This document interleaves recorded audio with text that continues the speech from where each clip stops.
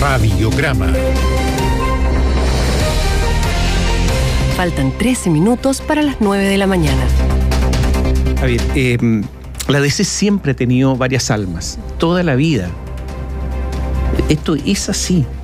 Y resulta que siempre ha estado del lado más de izquierda, al lado de la más conservador o más cercano a la derecha. Siempre ha sido así.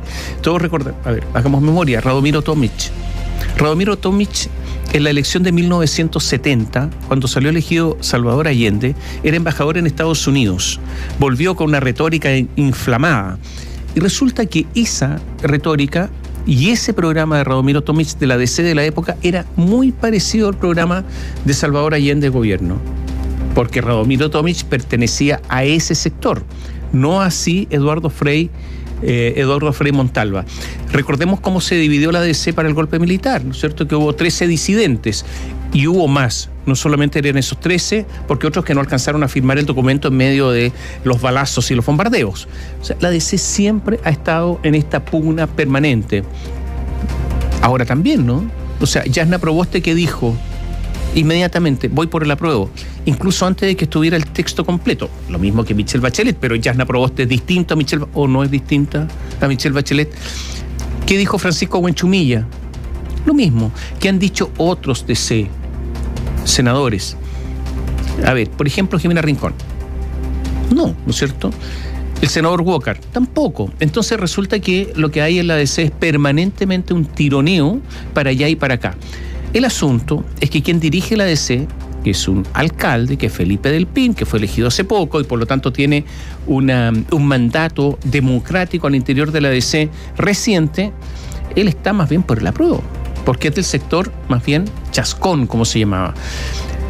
El sector más conservador de la DC hoy día es minoría, porque además muchos de los conservadores se fueron, Caterina. Eso te iba a decir, claro, hay varios que ya se fueron en toda esta... Porque está claro la descripción histórica que haces tú respecto de estas almas que tiene la democracia cristiana, pero que en el último tiempo han hecho crisis y que la han llevado a perder elecciones, a perder militantes, a perder relevancia además política. No es la misma DC de la Concertación la que existe actualmente. A perder plata. A perder mucha plata. Está absolutamente quebrada. Influencia. No tiene un peso. No tiene influencia. Sí, yo creo que los únicos que le dan plata son los alemanes. La DC alemana permanentemente ha financiado a la democracia cristiana chilena.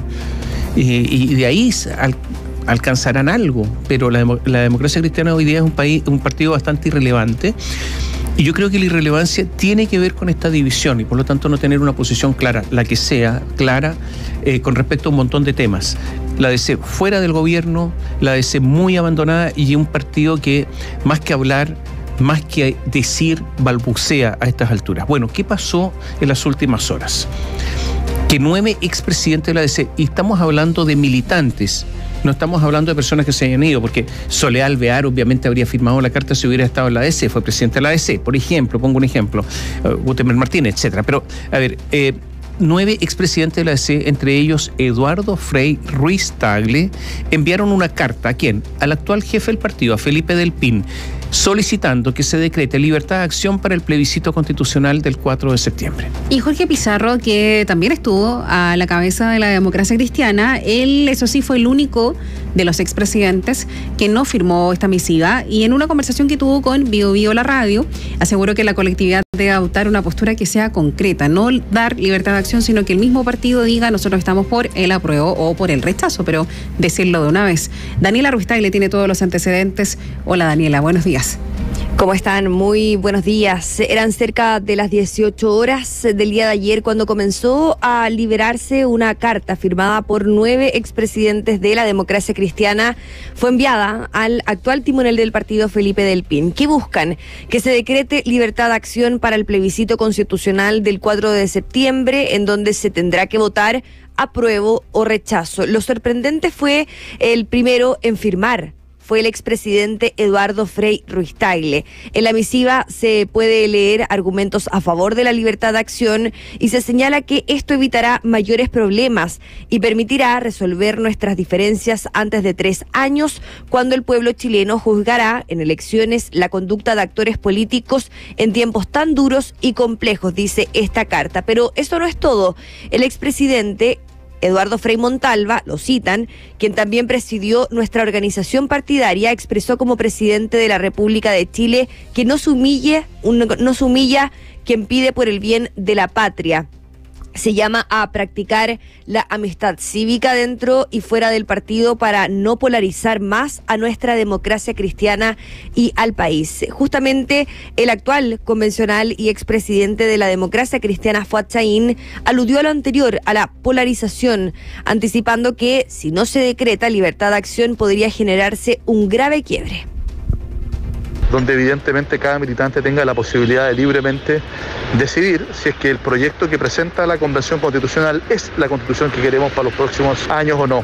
De lo contrario, lo que se va a generar es un quiebre en la democracia cristiana muy profundo y probablemente irreparable. Por eso creo que para mantener la unidad del partido, ya que no se va a hacer una consulta a la base militante, lo que corresponde es dar libertad de acción.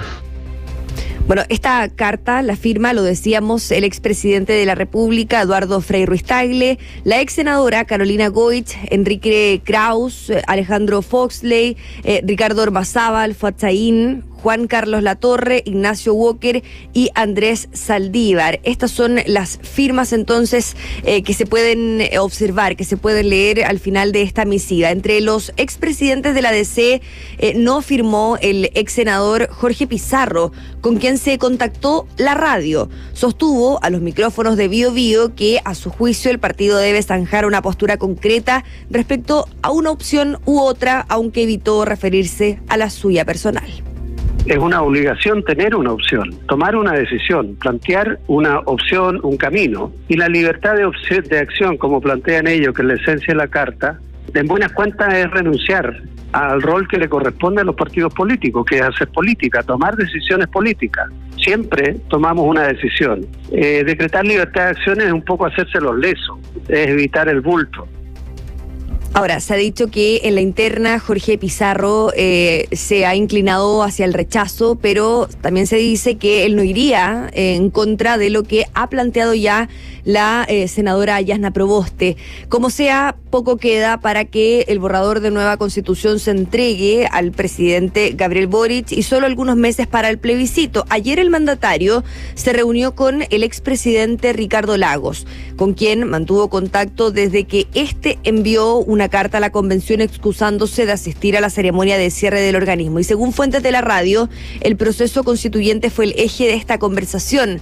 Luego, Boric, en su cuenta de Twitter, sostuvo que la historia de nuestra república es siempre más grande que cada uno de nosotros por separado y hace bien escuchar y aprender de quienes nos antecedieron. El miércoles, el jefe de Estado participó en la inauguración del año académico del Instituto de Chile, donde habló de las aspiraciones de su mandato, el camino de cambios que inició el país, la necesidad de reconstruir confianzas y el proceso constituyente. El mandatario valoró las reformas de 2005 a la Carta Magna y dijo que el proceso de transición estuvo marcado por resabios de autoritarismo como la inamovilidad de comandantes en jefe, los senadores designados, las leyes de amarre y los quórum supramayoritarios. En ese momento fue cuando miró directamente al expresidente Lagos, quien también estaba en ese lugar, y señaló que se imaginaba lo difícil que debe haber sido generar cambios en ese contexto.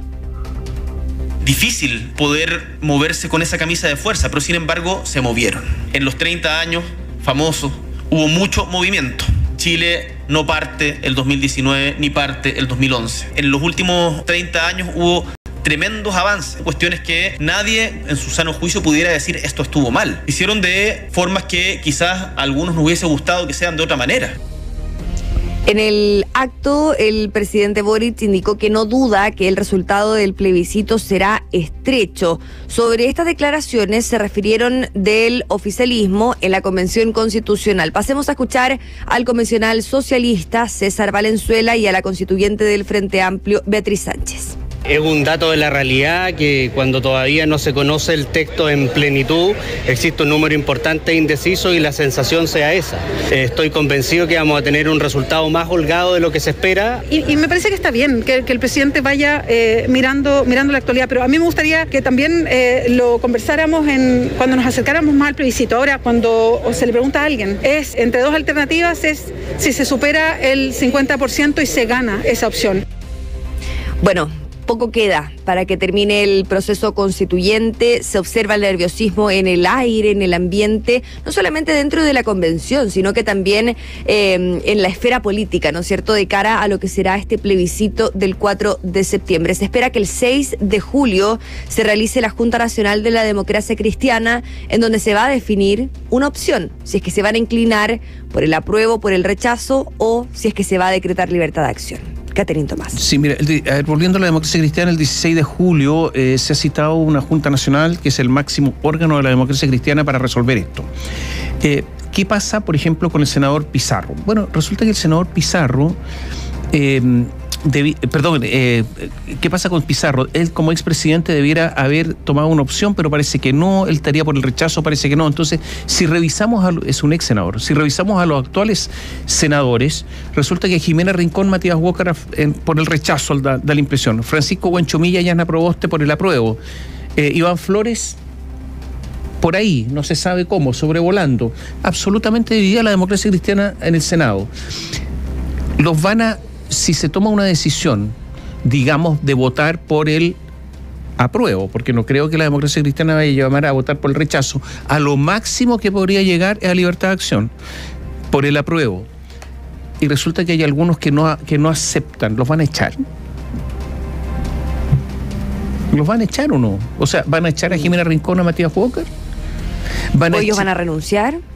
¿O van a echar a los expresidentes? ¿Van a echar a Eduardo Frei Tagle o no?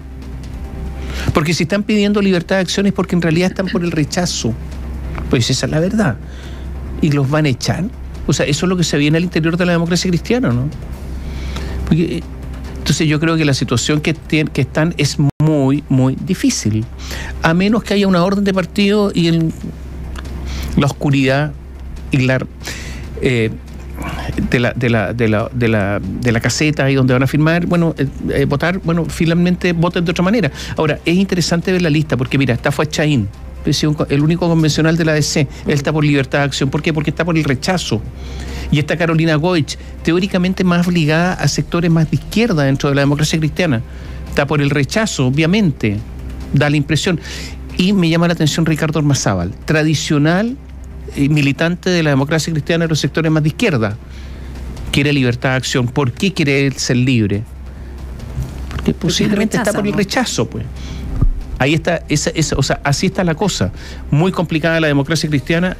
Ahora, yo no sé si importa mucho a la gente lo que estamos hablando, lo de la ADC. Porque en una de esas le importa a los militantes que quedan en la ADC y a los adherentes, y no mucho más. Por lo mismo yo creo que es poco probable que los echen. Ante la pregunta que dejamos ahí, quizás puede ser... Porque se quedan con menos gente, dices tú. Pero obvio, claro, imagínate, hay personas que dentro de todo tienen influencia todavía, los senadores que mencionamos, Daniela decía eventualmente podrían renunciar, no sé la verdad. No. Claro, conversábamos con algunos personeros de la democracia cristiana, decían, claro, la influencia de quizás el expresidente Eduardo Frei podría incidir, pero claro, lo cierto es que no sabemos si es que esto le interesa mucho a la ciudadanía, si es que esto influye en el voto final del plebiscito del 4 de septiembre. Respecto a Jorge Pizarro, nos dicen que en la interna él estaría diciendo que rechazaría, que se inclinaría al rechazo, pero bueno, sabemos que él es muy cercano a Yana Proboste. Pero, a ver, Yana Proboste tampoco se sometió a las instancias internas. Ella dijo, yo apruebo. Y por lo tanto ella tampoco ella no le podría exigir a otros lo que ella no hizo, si ella ya se pronunció por el apruebo. Entonces también complicó la situación, ¿no? Bueno, también fue candidata presidencial cuando había otra candidata que había sido electa al interior del partido. Y que la bajaron finalmente. Entonces, claro, no hay problemas en la democracia cristiana. No, están llenos de lío. Oye, pero, a ver, sí, pero para terminar lo de la democracia cristiana, si uno tuviera que rescatar una figura hoy día en la democracia cristiana, ¿cuál es esa figura? Yo creo que la única figura que tienen es el expresidente Eduardo Frei. Como figura, fue presidente, fue senador, pero ¿hay otra? No, ¿no es cierto? Yo creo que no. No, lo que tuvo Jasna Proboste en su minuto. Sí, pero ya no. Pero no. Fue un minuto. Claro, fue un ratito. Yo diría que ella se pasmó. Muy corto. Sí, ¿está bien? Sí, puede ser. Sí, se pasmó. Ya, pero Eduardo Frei fue presidente, etcétera. Entonces, ¿echar a Eduardo Frei cuando ya no les queda nadie? O sea, es como el último a apagar la luz, pues. Entonces, eso por una parte. Y lo otro, la reunión de Boric con Lagos es muy interesante. ¿Por qué? No son 30 pesos, son 30 años. Y eso, no son 30 pesos, son 30 años, fue apoyado fervientemente por el Frente Amplio, por Gabriel Boric, por Giorgio Jackson, por Camila Vallejo, en fin, por la cúpula gobernante hoy día. Hoy día hay una cúpula obviamente gobernante, un grupo que gobierna, no gobiernan todos. Y resulta que no, si en realidad los 30 años se hicieron cosas. ¿Por qué? Porque hay, una vez más, leámoslo bajo el prisma de la campaña. Son todos guiños. Hay que llamar gente, hay que apoyar, hay que sumar. Después de esta reunión, Ricardo Lagos está en condiciones de votar rechazo, ¿no? O decir, voy a votar rechazo después de esta reunión. Yo creo que no. No, yo personalmente creo que antes tampoco, pero ahora muchas dudas, por último que se quedara callado. Que no llamara a, claro, es probable, pero que él votara rechazo, yo por lo menos creo que no. Ahora quedan en peor posición ahora, sí que quisiera hacer. Ahora es imposible. Tiene la foto. Y estas reuniones muy hábiles, fíjense que hay un dato, ¿sí? ¿Dónde se produjo la reunión? La Chile. Hubo una reunión en la Chile, efectivamente, un acto, pero en la reunión privada. ¿Dónde se produjo? En la fundación de Ricardo Lagos. O sea, el presidente Gabriel Boric se trasladó a las oficinas de Ricardo Lagos. ¿Y por qué hace esto? Normalmente las personas van a ver al presidente, ¿no es cierto? El presidente no se traslada. No, claro. ¿Por qué esto? Porque Gabriel Boric sabe, lo ha dicho, que el plebiscito está estrecho, el resultado. Por lo menos ahora, no sé si va a ser estrecho, pero ahora está estrecho y por lo tanto necesita de todo. Incluso trasladarse hasta las oficinas del expresidente si es necesario. Eso es lo que ocurrió. Y Lagos le prestó ayer ropa. O sea, de todas maneras, la fotografía le prestó ropa absolutamente, lo arropó, como se dice.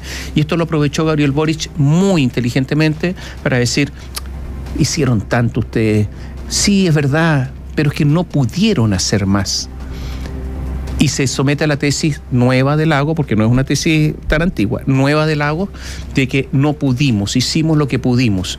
Entonces, pese a todo, algo hicieron y mucho. Porque incluso le está reconociendo todo. Porque mencionaba yo la Universidad de Chile, porque el día del cambio de mando, que asumió la primera rectora, Rosa Debes, ya hubo un guiño ahí al presidente Lagos, lo saludó el presidente Boric, dentro de los vocativos de su discurso, reconoció también que había sido parte de la directiva de la Federación de la Universidad de Chile en su minuto. De ahí en adelante ya estaba esta conversación que finalmente se concreta ahí en la fundación del expresidente Lagos. Para terminar, Daniela, y vamos al texto constitucional, se aprobó de los 4 párrafos solamente uno del preámbulo.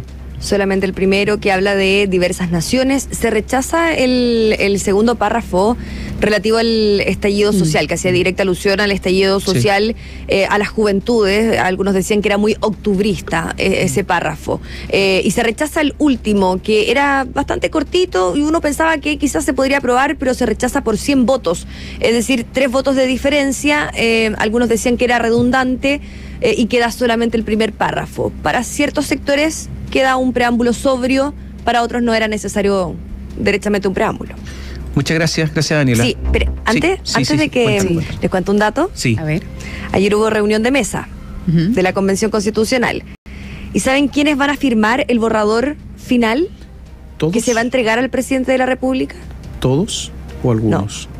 Solamente María Elisa Quinteros y Gaspar Domínguez. En algún momento se habló de la mesa ampliada. Sí. No, hubo de hecho pelea, un poco de discusión en la reunión, y se define que la van a firmar solamente la mesa. No la va a firmar Elisa Loncón y Jaime Baza también, no. María Elisa Quinteros, Gaspar Domínguez, y ojo, porque también hay un tema ahí sobre la ceremonia de cierre, el aforo, el tema de los que están vacunados, los que no están vacunados, los que tienen su pase de movilidad al día. Bueno, les voy a leer solamente un pequeño extracto del acuerdo que pudimos conseguir.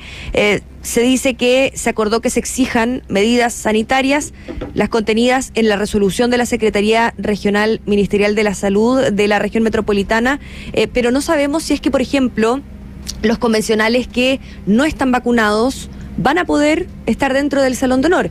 Intentamos conversar con la mesa, nos quedamos hasta tarde, de hecho, pero recibimos un portazo. ¿Cómo un portazo? De la presidenta de la convención. No quiso hablar y se ingresó rauda a su oficina. Ya, ¿y qué le querías preguntar todo específicamente? Todos los detalles de la ceremonia de cierre, qué va a pasar con aquellos que no tienen su pase de movilidad al día, quiénes van a firmar el borrador, los acuerdos que se tomaron en la reunión de la mesa de la Convención Constitucional, que deben ser transparentes, ¿no es cierto? Bueno, no quisieron hablar y nos enviaron cerca de las 11 de la noche los acuerdos firmados. Estas son las personas que después dicen que no hay, que los medios hay que meterles mano, ¿no? Porque eso es lo que sostiene la presidenta de la convención.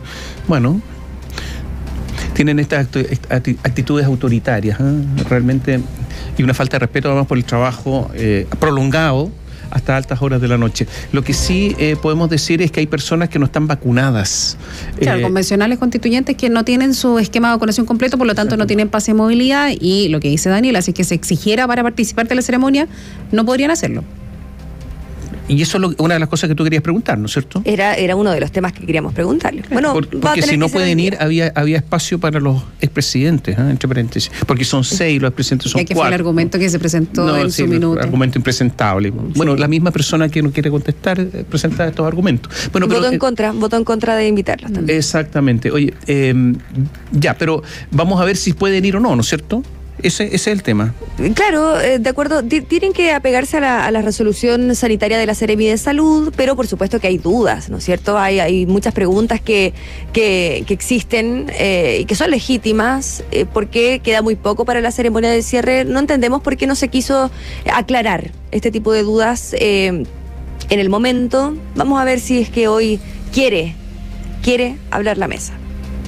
Gracias, Daniela. Gracias, Daniela. Buenos días. Solo para recordar a propósito de la reunión Ricardo Lagos con el presidente Gabriel Boric. Gabriel Boric en su oportunidad dijo: Ricardo Lagos es el generador del malestar que hoy atraviesa Chile. Boric afirma que Lagos representa la peor cara de la nueva mayoría. Bueno, se juntó con la peor cara de la nueva mayoría y dijo que no era tan mala la cara. Sí. A propósito de lo que pasó con el preámbulo. La convención aprobó ayer un único párrafo, les recuerdo que eran 4, ¿se acuerda que ayer hablamos acerca de eso? Bueno, quedó uno, que es el preámbulo que tendrá el borrador de nueva constitución, rechazando el resto de la propuesta planteada por la comisión respectiva. El texto visado por el Pleno indica lo siguiente: nosotras y nosotros, el pueblo de Chile, conformado por diversas naciones, nos otorgamos libremente esta constitución, acordada en un proceso participativo, paritario y democrático. La convencional mapuche, Rosa Catrileo, se refirió a la aprobación del párrafo, destacando la frase de diversas naciones. Hay un pueblo chileno que está conformado por diversas naciones. Estuvimos todo este tiempo presentes en Chile, no es que aparecimos ahora, solamente que estábamos, cierto que no nos querían ver, pero ahora hemos llegado, como dije ahí, con todos los colores para dar vida a este país, a este nuevo futuro de país que tenemos, y creo que es muy significativo que se haya aprobado ese párrafo en particular. El segundo párrafo, que mencionaba el estallido social como antecedente del proceso constitucional, se rechazó con votos en contra de convencionales de izquierda. Considerando los dolores del pasado y tras un estallido social, enfrentamos las injusticias y demandas históricas con la fuerza de la juventud para asumir esta vía institucional a través de una convención constitucional ampliamente representativa, decía esa propuesta rechazada. El convencional del Partido Comunista, Marcos Barraza, explicó por qué votó en contra de ese párrafo. En este caso hay un párrafo que establece con precisión los alcances y las implicancias del proyecto de nueva constitución desde el punto de vista de la soberanía del pueblo y en consecuencia de la democracia. A mí en particular no me convenció el segundo párrafo, particularmente porque no creo que sea privativo de la juventud lo que está cursando en Chile. Y hay que ser muy precisos en el texto constitucional. El tercer párrafo tampoco logró los votos para que quedara plasmado en el borrador de la nueva Constitución. ¿Y qué decía? Que las y los constituyentes decidieron mirar hacia el futuro con esperanza y cambiar nuestro destino sin importar el origen, la condición o las creencias de cada cual, para construir una sociedad justa, consciente de su relación indisoluble con la naturaleza amenazada por la crisis climática, que promueva una cultura de paz y diálogo con un compromiso profundo por los derechos humanos, la justicia, la igualdad y la libertad. La convencional del Partido Republicano, Ruth Hurtado, que integró la comisión de preámbulo, señaló que su sector fue excluido. Los demás convencionales no quisieron escuchar, como ha pasado en este año casi de convención constitucional, donde la izquierda radical no es capaz de escuchar indicaciones o ideas que vienen desde la derecha solo por soberbia o por querer ellos solamente redactar esta propuesta constitucional. El último párrafo tampoco fue aprobado porque a juicio de varios convencionales era redundante. En el texto se leía lo siguiente: de esta manera, en ejercicio del poder constituyente, adoptamos la siguiente Constitución Política de la República de Chile.